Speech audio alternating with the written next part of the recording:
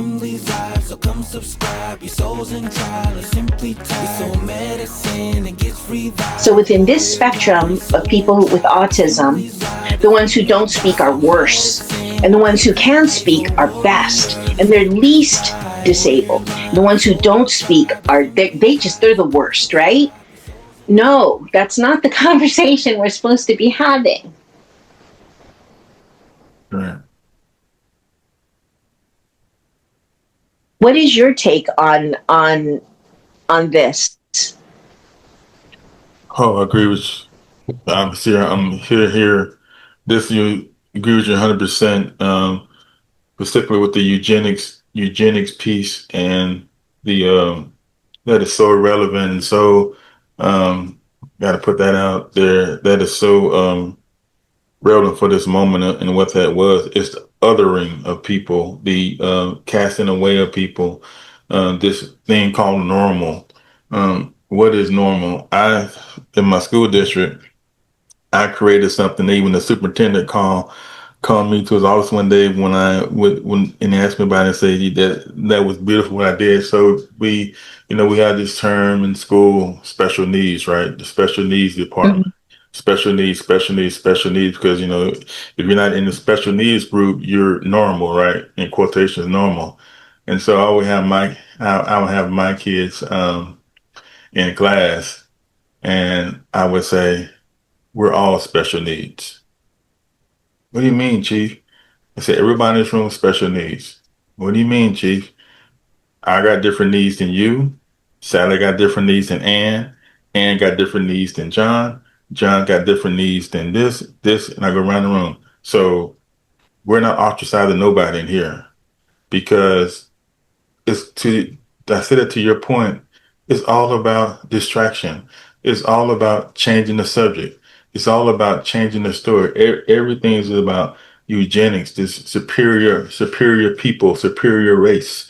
Um, uh, and everything I have to say is useless and worthless with nothing substance behind it.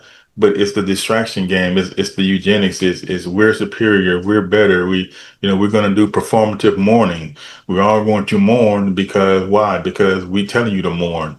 It's all about distractions and getting people off topic. And this, when you were talking, it brought tears to my eyes, because this I talked to my wife about it. It took me back to my childhood, I've never been diagnosed autistic, but I did have this. So when I was young, I was struggling reading, and at the school, I'm from a little country school, and I was about 4 or 5. I remember vaguely, memory comes in now, but I know I was struggling reading, so I had to get pulled out.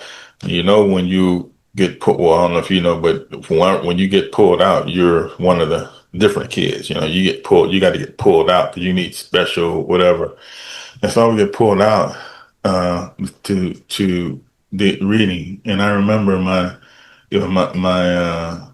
and that's why being traumatized, because I know my mom, when I was a teacher and stuff like that, if I would have got other, if she would allow me to be othered, and my grandmother allowed me to be othered and saying I wasn't good enough, that would have affected me. And so I was struggling to learn how to read. And so my Sunday school teacher, who was working at the school, because the testimony she told me later is they was getting ready to give up on me, and she said no. She said Aaron is going to read. And she would come to my house at night. She would spend extra time with me. She didn't eugenics me. She didn't cast me away. And to your point about eugenics, look at me now. I've served my country for 20 years. I've taught school for 12 years. My daughter has served in the military for 4 years. What if based on these people belief system, because I was having struggling with reading, had a disability with reading, whatever you want to call it, I was special needs. What if they would just cast me away? What if they would just gave up on me? What if they would just quit on me? What would I become then? Probably be in prison, probably been a bum on the street, because they gave up on me.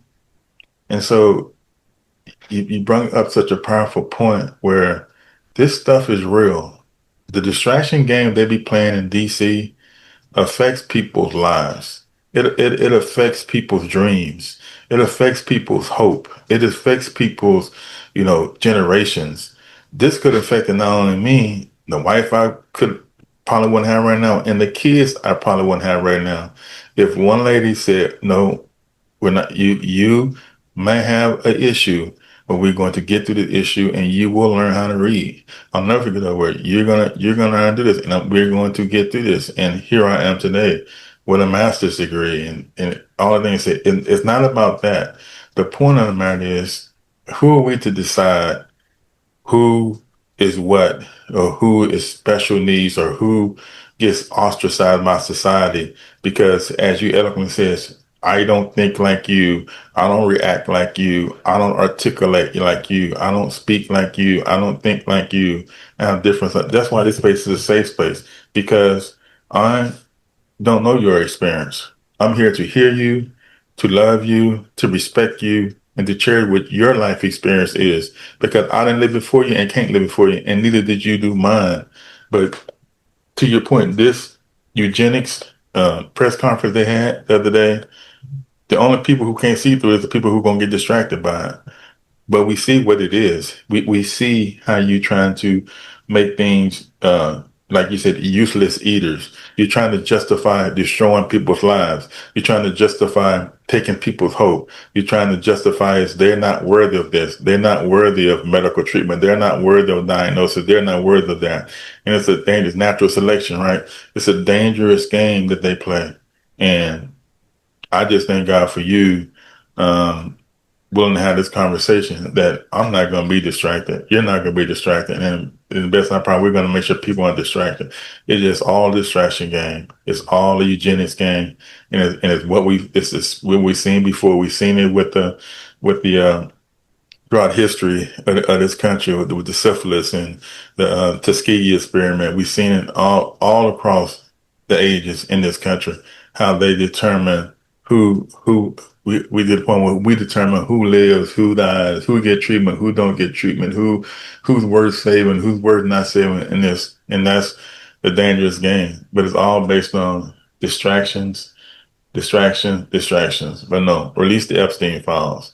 No, why is Elaine Maxwell in a prison camp? No, I'm not getting distracted. Not at all. And so I really thank you for bringing that to discussion, because I'm thankful that people didn't eugenics me and just said, he's not worth it. He can't never learn. He can never develop. We'll just cast him aside and move on to the next. I appreciate that. I have the opposite experience. I was always a very, very good student. I was a straight A student. I was in the gifted and talented program majority of my education. Mm-hmm. I excelled in STEM as well as reading. Mm-hmm. I spent hours in the library. I continue to read over 100 books a year. I'm constantly learning new things all the time. And so for me, the diagnosis was hard to come by because of the bias and the stereotypes.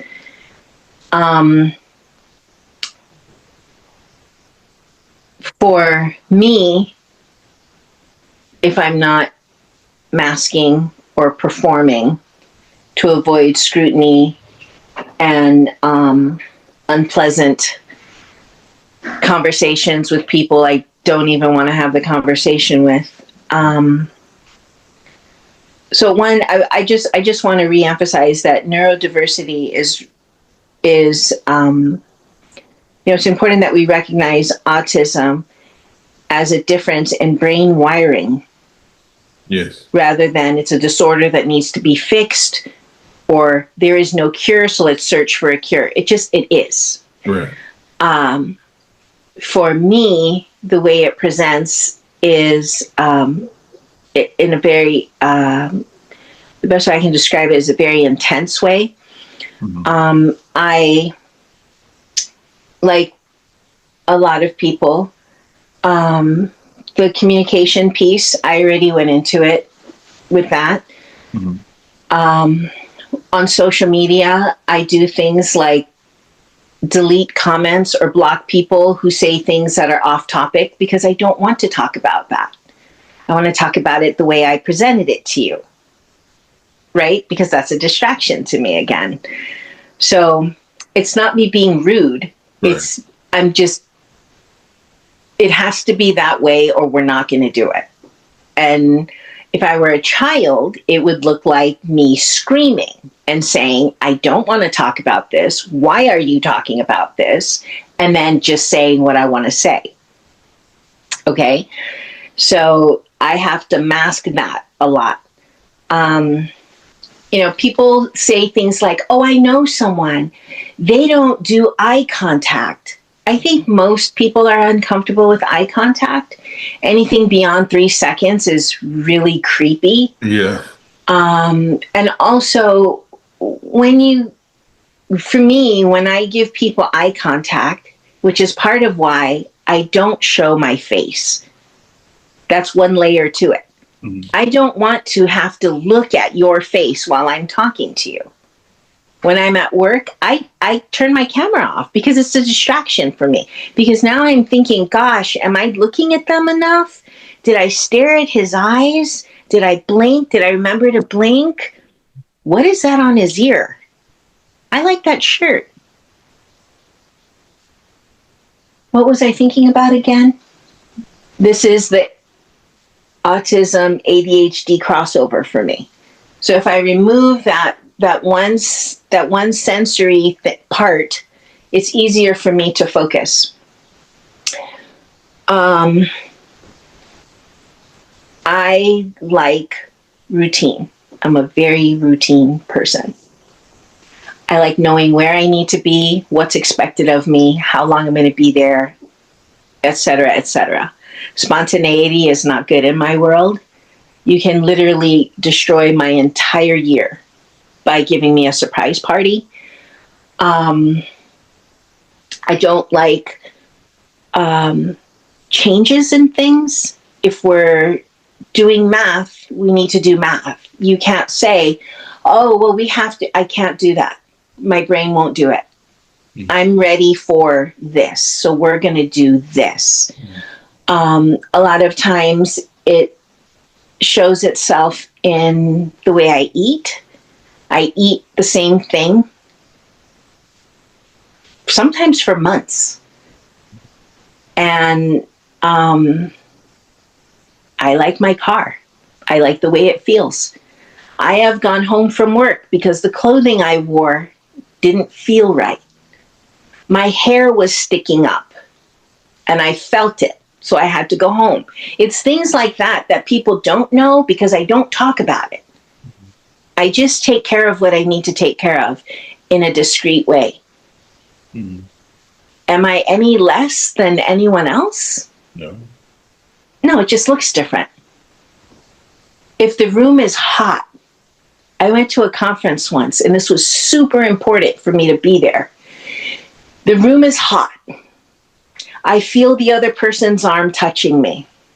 Someone keeps coughing and clearing their throat across the room. The microphone keeps screeching, and the lights on the speaker are too bright. I lasted for about 3 minutes, and then I had to leave. What could have been done to make this easier? If I could have listened to it away from all the other people, I still could have participated. But they didn't offer that option. So I missed out. It's things like that that make you feel alone and different and not good. It's not a good feeling. Basic things like dating it can be very complicated. When people communicate and they use phrases and sarcasm, it's very weird because they're not direct. And I like being direct. Mm-hmm. So if that's how I present,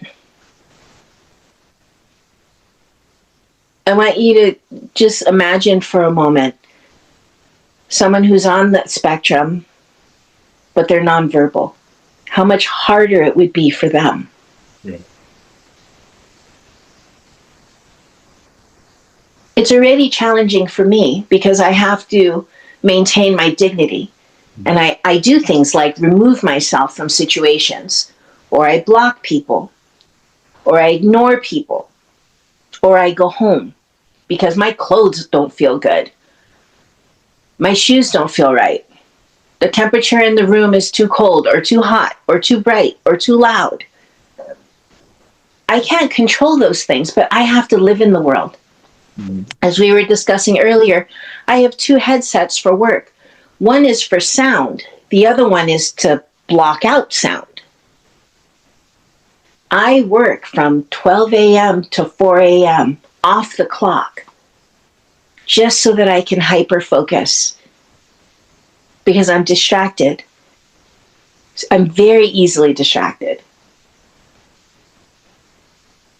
I share these things just so that we can have an understanding of what's happening mentally in someone who's not saying, this is weird. This spaghetti, it has so much sauce on it that the way it feels in my mouth, I want to throw up.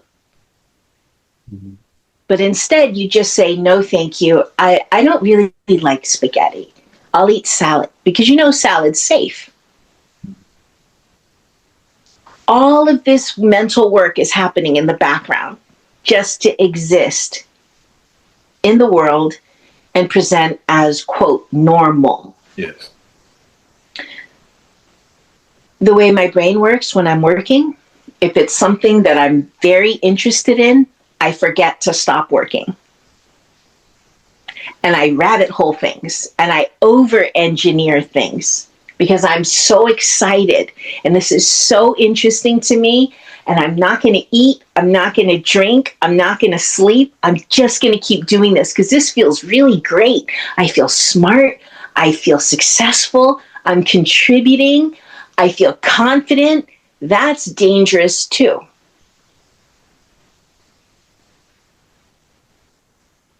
But no one sees that. So I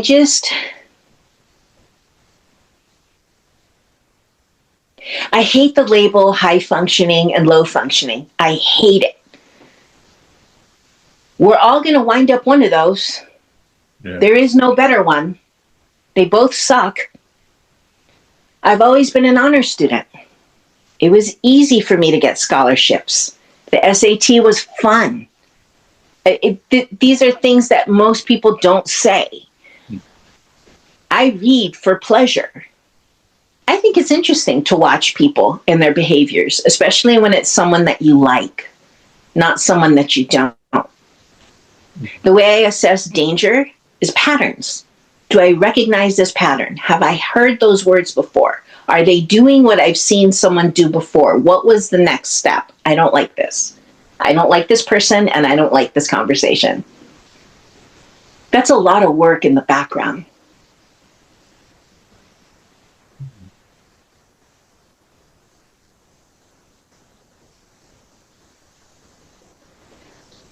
The hyperactive component of ADHD for me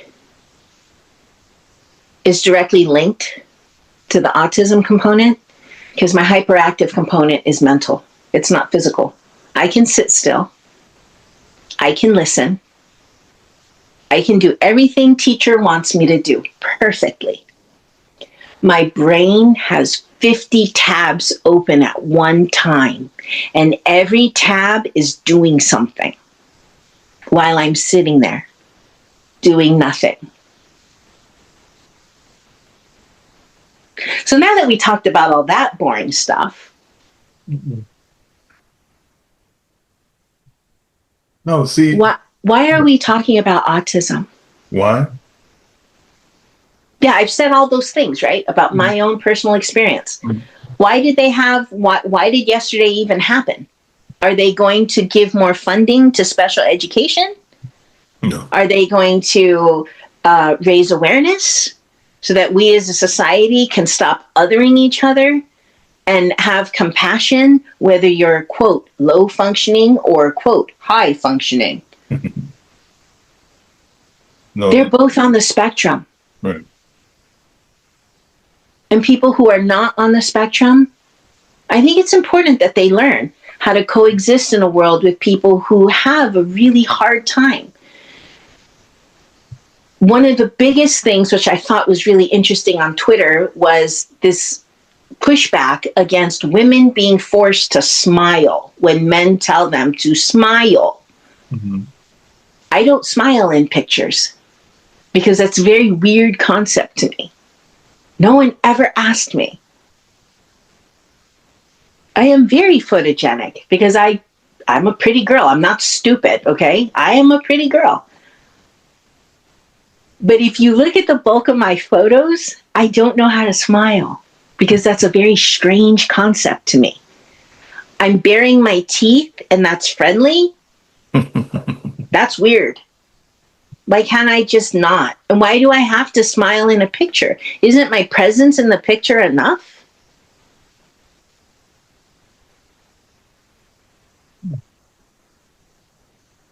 I think it's important for us as people to recognize what happened yesterday was an attack. It was an attack on our minds. It was an attack on our compassion. It was an attack on our intelligence. There's nothing wrong with saving space, holding a space, creating space for people whose brains don't work like yours. It's okay.